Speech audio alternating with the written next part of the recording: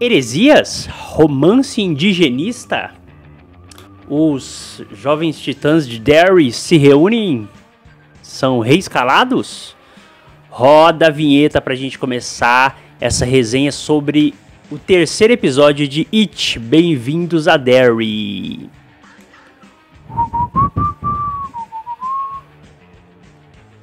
Quero ver outra vez seus olhinhos de noite serena.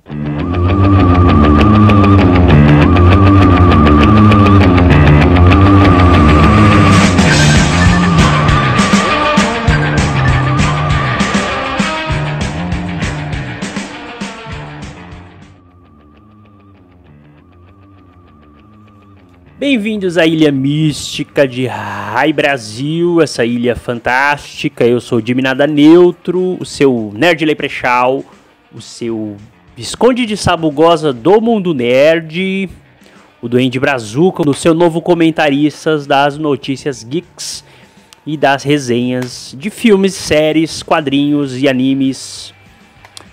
Antes de tudo, pessoal, eu vou convidar vocês a curtir o vídeo, se inscrever no canal, compartilhar com os amigos, apresentar esse canalzinho nerdola para aquele seu amigo que também curte uma resenha, curte se aprofundar sobre as loucuras do mundo nerd.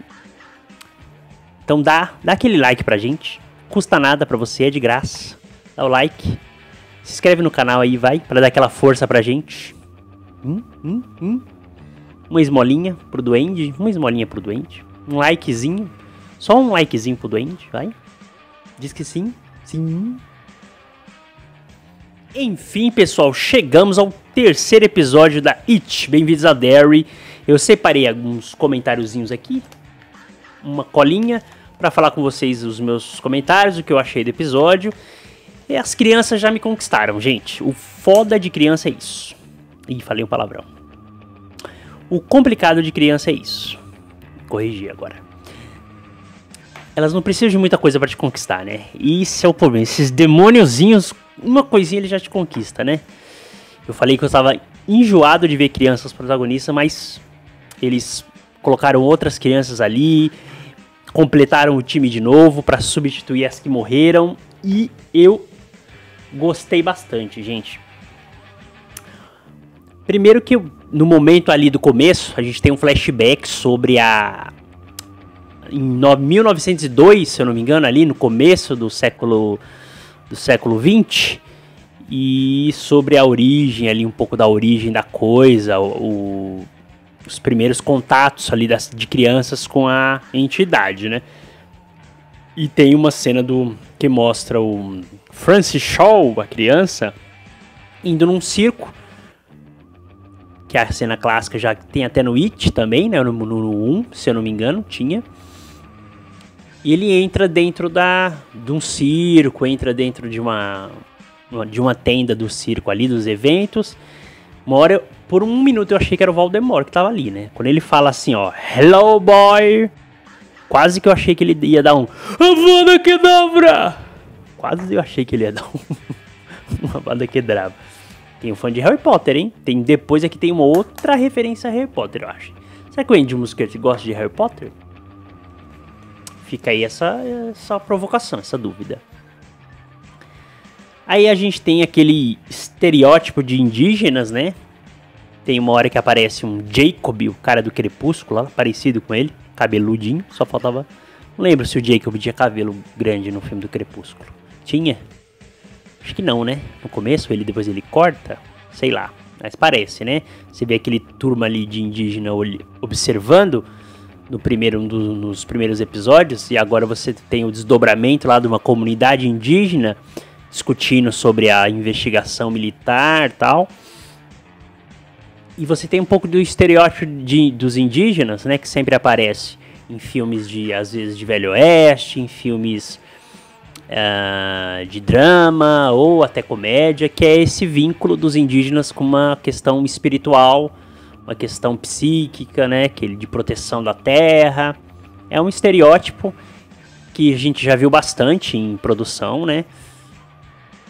Não sei o que os indígenas mesmo acham disso, né? Porque eles sempre são retratados assim. Me parece que não há nada, outro assunto para você contar dos indígenas que não seja um assunto meio exótico, né? Não sei até que ponto que isso, às vezes, ele reforça, às vezes, preconceito ou não, né? Porque vira sempre uma figura indígena que ela é... Como posso dizer, né? Melhor palavra para não soar ruim esse vídeo. Que ele fica sempre vinculado a questões muito exóticas mesmo. Acho que é a melhor palavra, muito...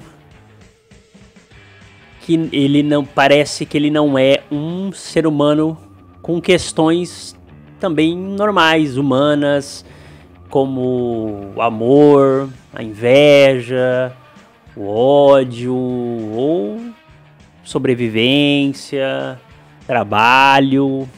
Sempre ele está cercado de questões muito transcendentes, né? Apesar de ser legal de ver isso, eu acho que tem um pouco de... Tem umas notas de preconceito, vamos falar a verdade. O Andy Muschietti dá as caras ali, pessoal, uma hora no episódio, né? Nessa cena aí dentro da tenda que a criança passa, que o Francis Shaw passa, ele tem uma cena do Andy Muschietti lá de charuto, né? Não sei, eu peguei essa referência. Vocês viram ele? Vocês notaram que é o diretor que tá ali fazendo a cena? Eu gostei desse episódio também, que ele tem um pouco de... Ele começa a dar uma aprofundada nos personagens e dá uma humanização, né? Derry estava aparecendo uma cidade de um monte de gente ruim, né? De um pessoal de uma bondade caricatural, que você via na abertura, né? Como eu falei no outro episódio. Aliás, eu falei no outro episódio Andy Serkis, né? Como o nome do diretor, mas é Andy Muschietti, tá, gente? Eu que confundi. Então a gente tem essa humanização. Você tem esse flashback mostra a relação do Coronel Shaw com a líder da comunidade indígena, a Rose, né? Ela é a líder ali, ela dá opinião porque ela não quer barrar aquele garimpo ali que está sendo feito para encontrar aquele garimpo que não é ilegal, né? Não é igual ao Brasil. E você mostra a relação deles desde criança e você tem esse romance indigenista ali, né? Que é clássico já nas produções ficcionais aí de todo mundo, né? A gente tinha Pocahontas, que tem essa relação do homem branco com a indígena encontrando e se encantando e se apaixonando de diferenças, né? Num tempo que você podia fazer isso. Eu não sei nem se hoje esse tipo de fetichização, assim que dá quando você quer falar a palavra bonita, né? Você sempre erra. Esse fetiche do homem com a mulher negra ou com a mulher indígena, não sei nem se hoje é bem visto isso, né? Mas a gente tinha antes esse encantamento com o diferente. Era abordado em Pocahontas na animação, e você teve aqui até um exemplo no Brasil de uma literatura de romance indigenista, que foi Iracema, do José de Alencar, né? Eu cheguei a ler esse livro há muito tempo, eu lembro que eu gostei, mas era aquela leitura para você fazer trabalho de escola, né? Eu tenho até que reler, né?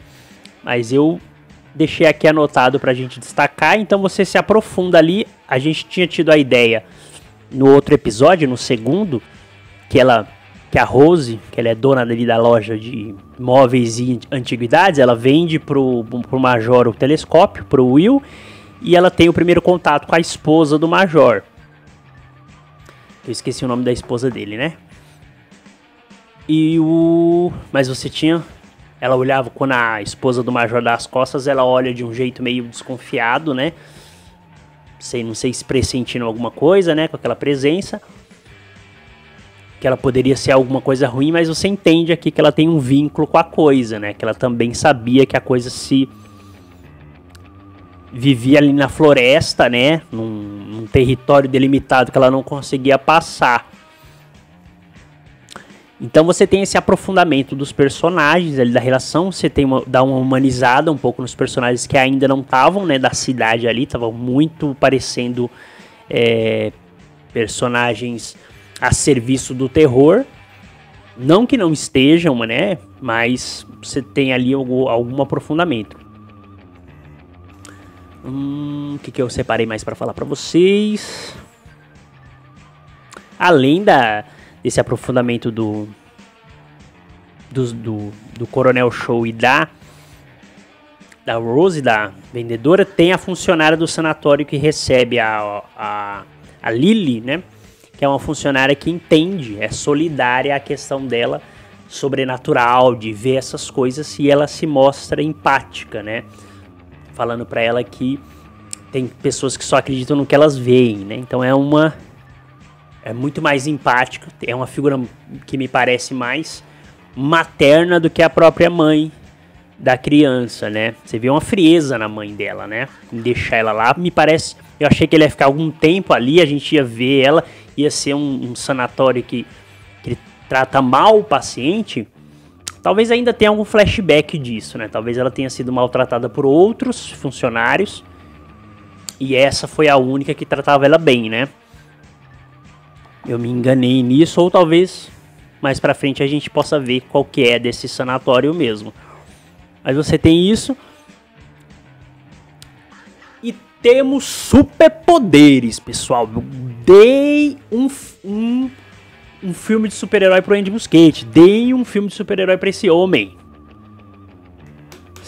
Essas séries tipo Stranger Things e It, Bem-vindos a Daryl, eles têm aquele quê de superpoder sempre, né? A Stranger Things tem a Eleven ali e tem o outro cara que é o Vecna, que todos têm alguns dons assim, né? Você vê que eles gostam disso. É um jeito de você ter superpoder e uma espécie de super-herói sem ser declarado, né? É uma coisa que essas séries costumam ter, e eu, como gosto de fazer essa análise super-heróica, sempre comento isso. Eu adoro que tenha gente com dons sobrenaturais. O Halloween, a gente vê o Halloween demonstrando que tem os poderes psíquicos lá dentro do avião. Você vê que tem algumas cenas que eu acho que o dinheiro deve estar sempre voltado na série, como o orçamento é curto, para a cena principal de terror.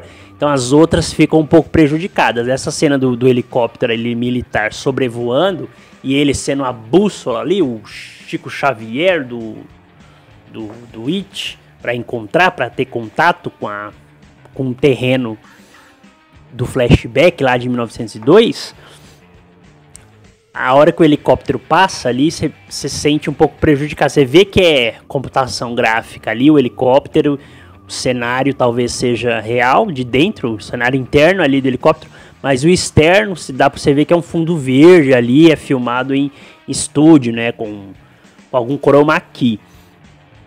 E essa é a parte que me tira um pouco, né, eu sinto que não é de verdade, me tira um pouco da experiência da série, né? Mas aí você tem acesso, além do você ter o Major Halon lá com a amígdala danificada, que é reforçado no discurso do Halon, falando com ele ali no almoço, né? Então você tem dois seres ali com algum tipo de poder. O que mais?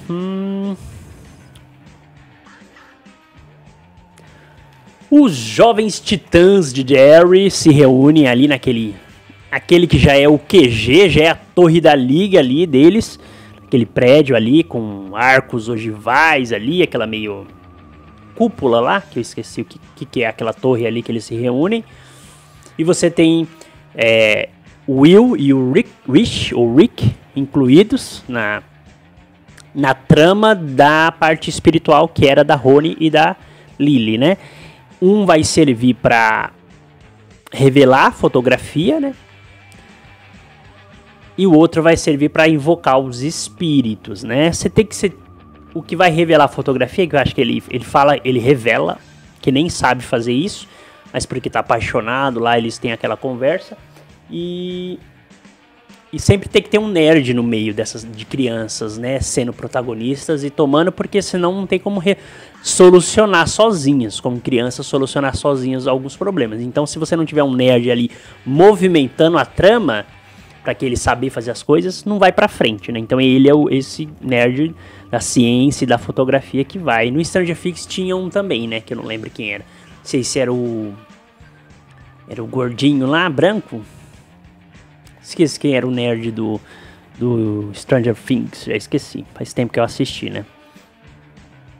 E a Lily tem o plano para não voltar pro sanatório e para inocentar o pai da Ronnie, que tá preso, ainda acusado de matar, né, as crianças do primeiro episódio.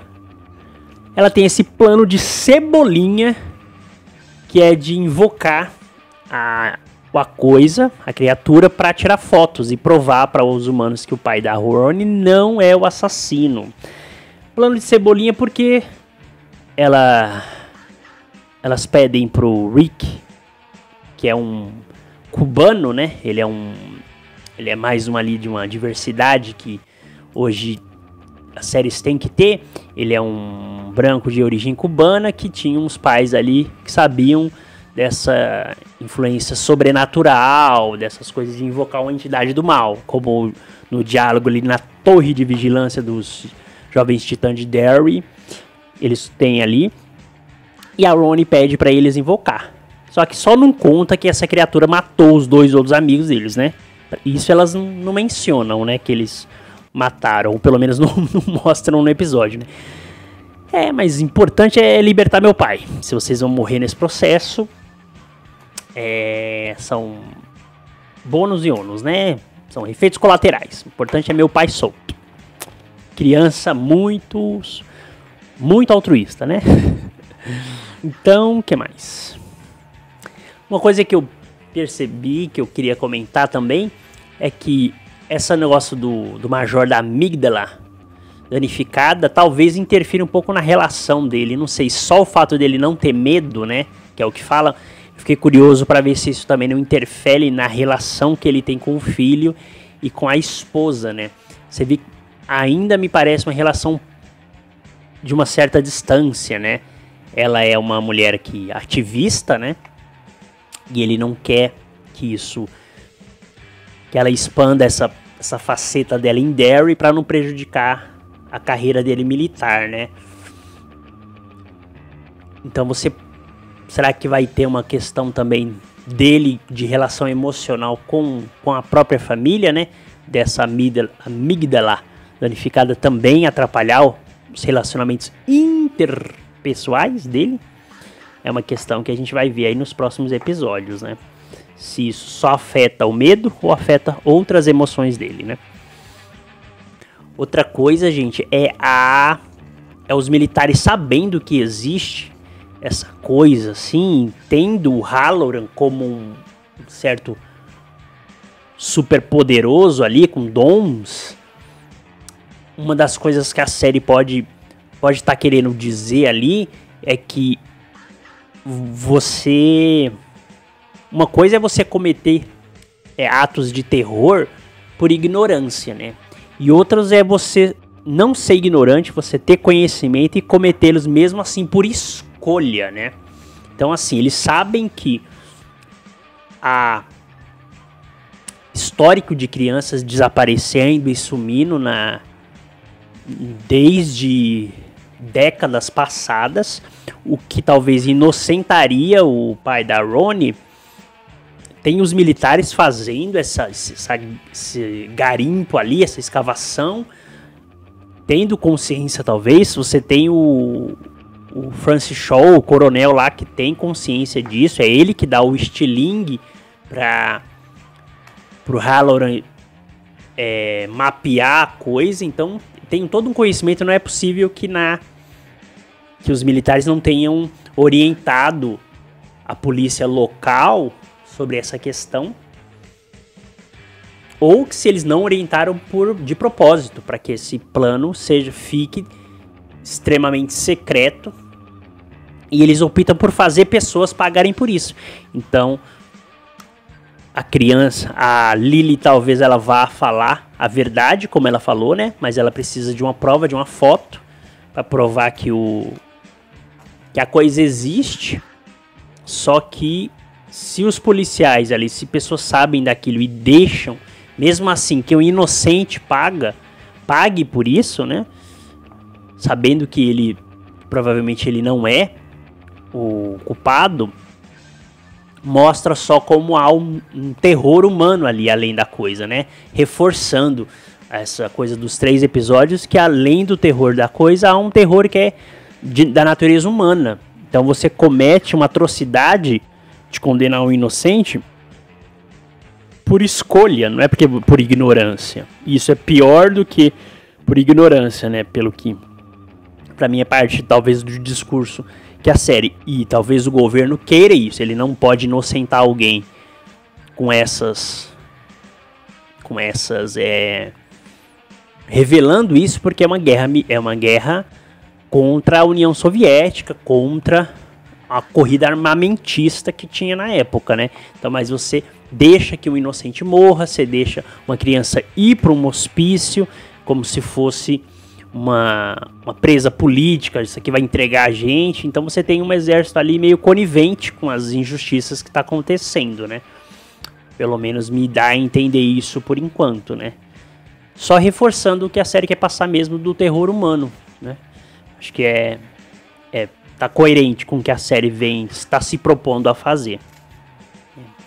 E depois, pessoal, vem o ápice do episódio, que é a heresia, profanação de túmulos, fantasmas / zumbis.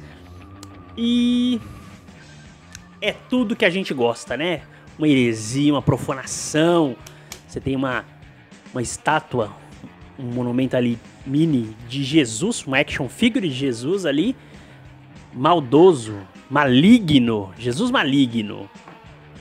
Virando, você tem ali aquela cena das crianças tentando fazer o ritual e o Rick falando que era tudo mentira, que ele inventou para se enturmar, e eles saem de bicicleta para voltar para suas casas, só que eles realmente conseguem, de alguma forma, a coisa tava ali, e você tem uma cena meio, me lembrou um pouco Tim Burton, me lembrou até aquele Beetlejuice, né? De um terror mais pop, né? Pra mim realmente continua não assustando, mas é muito criativo de ver ali as crianças na bicicleta, os fantasmas, zumbis ali, meio zumbis e meio misturados com aquela ideia luminosa de ectoplasma, né? E dá um visual diferente para zumbi / fantasma ali. Eu achei muito criativo isso. E você tem a primeira aparição deles, como o encontro do Will com o It, né? O palhaço ali, né? Ele aparece de relance. E você finaliza o episódio num laboratório de fotografia, pessoal. O tio Jimmy Nada Neutro vai explicar pra vocês o que é aquilo. Ninguém deve saber hoje, a gente tem a fotografia no bolso, né? Câmera fotográfica no celular, você tem a foto na hora, mas antes, pessoal, a gente ia em bazares, usar esse termo bem jovem, a gente ia em lojas comprar filmes da Kodak, da Fujifilm, pra você colocar dentro da câmera fotográfica. Isso aqui já é quase museu, essa minha fala toda. Você tirava as fotos, tinha um número limitado de poses, de 12, de 24 poses que você tinha que tirar. E depois disso, você levava a câmera ou o filme para ser revelado num laboratório daquele, com luz vermelha, para que não tivesse nenhuma outra incidência de luz, só a vermelha pode estar ali, para revelar a foto com acetato de prata, né, um papel especial ali. Aquele era um processo de revelação de foto de laboratório, gente. Hoje ninguém nem sabe mais o que é isso, né? Os jovens, geração Z, geração Alpha, fazem ideia do que é aquela cena, né? Mas uma cena muito bonita, e o nerd ali revelando as fotos. Eles conseguem fotografar os fantasmas e você tem a foto do It. Eles conseguem o que eles queriam. O plano inicial de Cebolinha, que não matou ninguém por sorte, ou por causa do roteiro, eles conseguem o que eles queriam, e a gente tem o primeiro formato da aparição dele como palhaço, talvez, né? É a primeira vez na série que ele aparece como palhaço, é nessa foto. Eu adorei o episódio, pessoal. As crianças, como eu falei, já me conquistaram. O enredo também me conquistou muito. Ali a trama das duas famílias, os efeitos, a cena principal de terror, que o orçamento inteiro deve estar para ela também, é muito boa, muito inventiva. O Andy Serkis, acho que ele manda bem em terror, né? Esse terror pop, como eu chamo, né? O que vocês acharam desse terceiro episódio, gente? Se vocês gostaram, estão gostando de toda a cena, já vê esse padrão? Toda cena tem todo episódio tem uma cena de terror principal, que é o clímax do episódio. Comenta aí, façam seus comentários sobre o terceiro episódio de It. Bem-vindos a Derry. Esses foram meus comentários e a minha resenha, pessoal. Jimmy, nada neutro. Fui.